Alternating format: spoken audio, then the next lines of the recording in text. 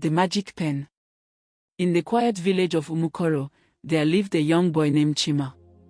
Chima's life was difficult, though he was gentle and kind-hearted. After his mother passed away, Chima's father remarried a woman named Madam Ebo, who had 2 children of her own, Adana and Chidi.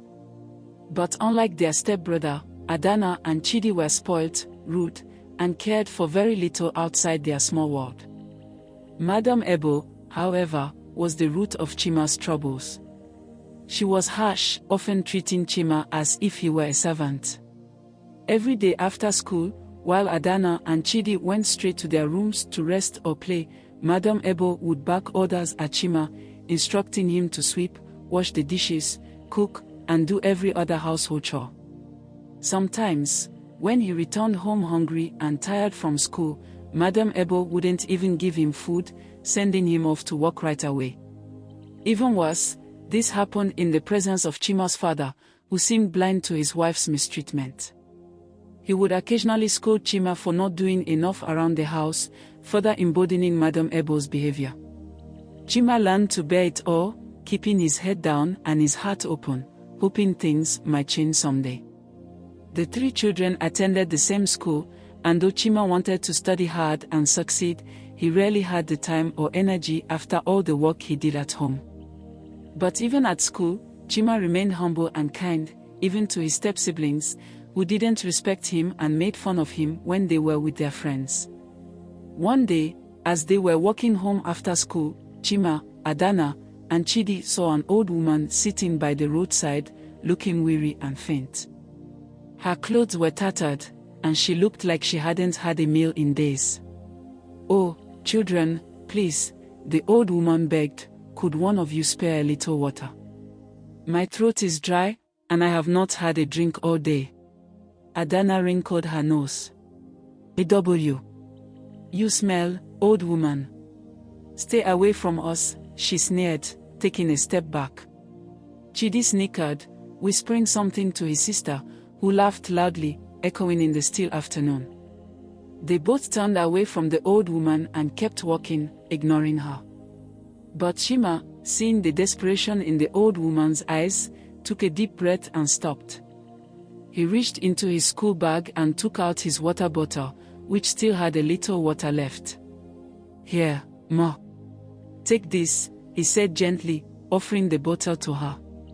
The old woman's face softened, and with trembling hands, she took the bottle and drank. When she finished, she looked up at Chima with kind, grateful eyes. "Thank you, my child," she said with a gentle smile. "You have a good heart. May your kindness be returned to you someday." Chima felt warmth spread through his chest.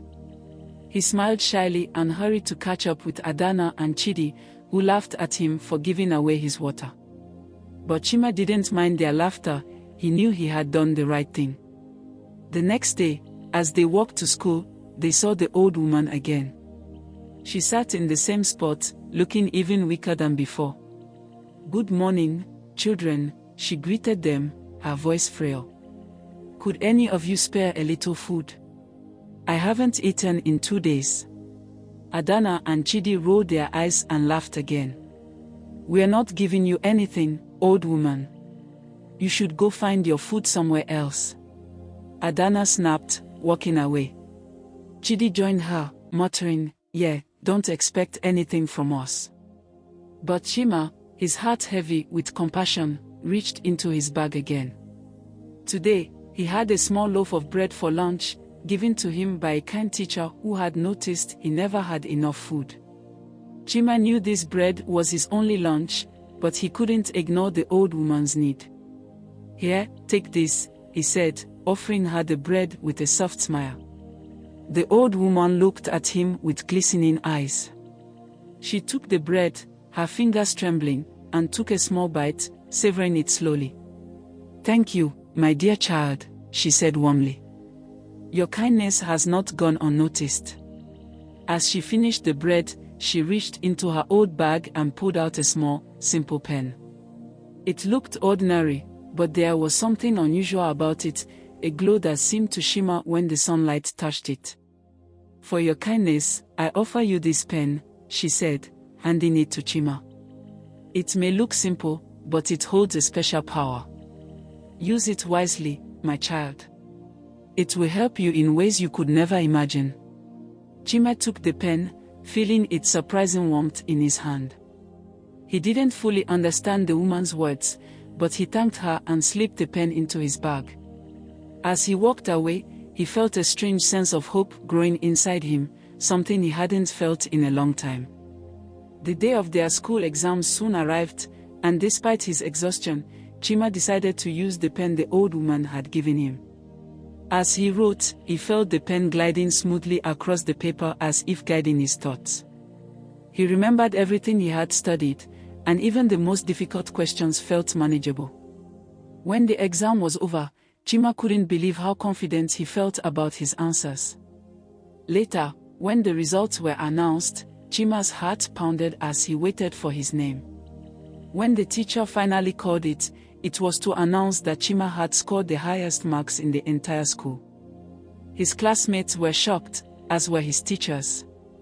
Even Adana and Chidi looked on, wide-eyed with disbelief. For the first time, Chima felt proud and hopeful. The pen, he realized, was more than just a writing tool. It was a reward for his kindness, a chance to succeed in school and escape the burdens of his daily life. But Madame Ebo soon caught wind of Chima's success. Rather than celebrating, she glared at him with suspicion and resentment, her mind already forming plans. And while Chima tried to keep the pen hidden, he sensed that his stepmother's interest in his newfound success would soon bring more trouble than he ever anticipated.